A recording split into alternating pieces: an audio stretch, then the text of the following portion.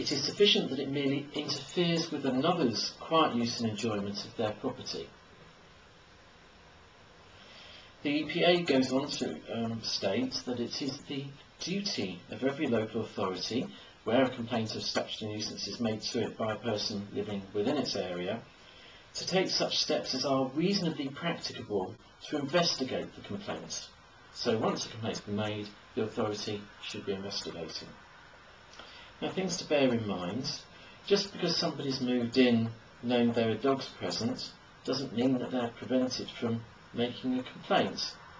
So this is particularly the case with commercial boarding kennels, who may well have been in a rural environment quite some distance from anybody, yet planning permission is subsequently granted for a housing estate.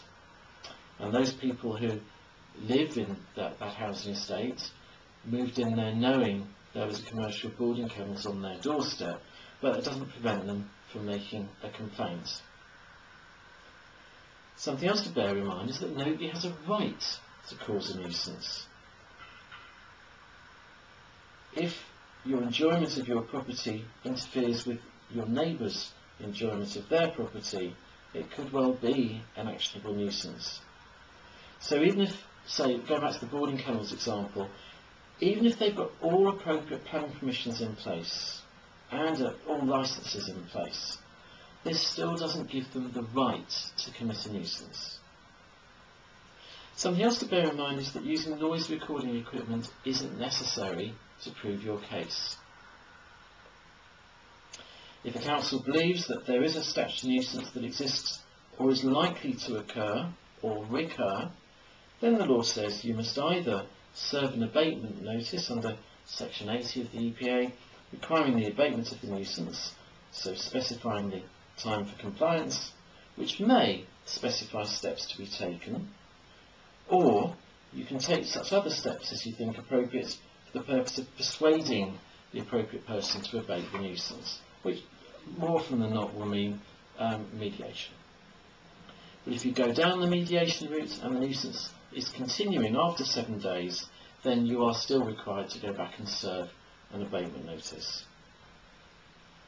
In the case of Budd versus Colchester Borough Council, again, reference for that's in your notes, Mr. Budd had 8 greyhounds, and there were complaints about the dogs barking, especially in the early hours of the morning.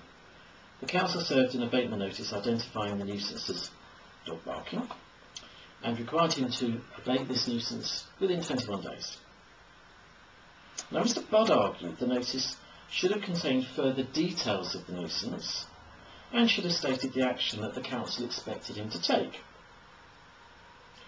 But it was held that it was appropriate for the council to serve a notice simply requiring the nuisance to be abated and to leave it up to him to decide how best to deal with it. So he could decide whether perhaps he could go for retraining of the dogs, getting rid of all of the dogs, getting rid of some of the dogs. Now, this is important as many councils put in steps that need to be taken, for example, requiring a reduction of numbers. Well, you're allowed to do that, but there is no need to do it. And my rule of thumb in most cases is let the owner decide.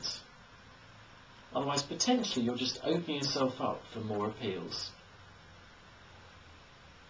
It was further held in the Budd case that it wasn't necessary for the notice to specify the level of barking that constituted the nuisance. So simply saying the nuisance is dog barking and requiring that nuisance to be abated within 21 days is a perfectly acceptable abatement notice.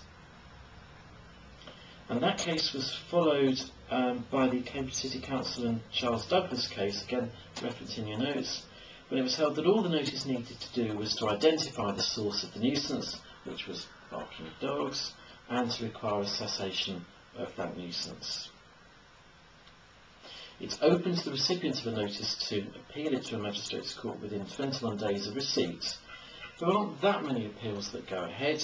There is no legal aid for this kind of appeal, so a litigant is either going to be appearing in person or they'll be paying privately for solicitors to represent them.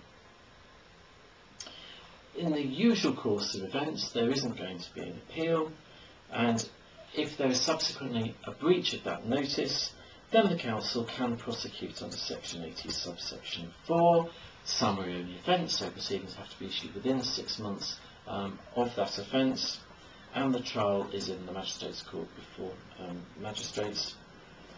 The maximum penalty in the magistrates' court is a fine of up to £5,000. In theory, there's provision in the Act for there to be a per day fine for each day that the offence continues of up to £500 per day, although in practice that doesn't tend to be ordered. If it's business premises, the fine is enhanced and magistrates have much greater powers of sentencing. They can sentence up to £20,000.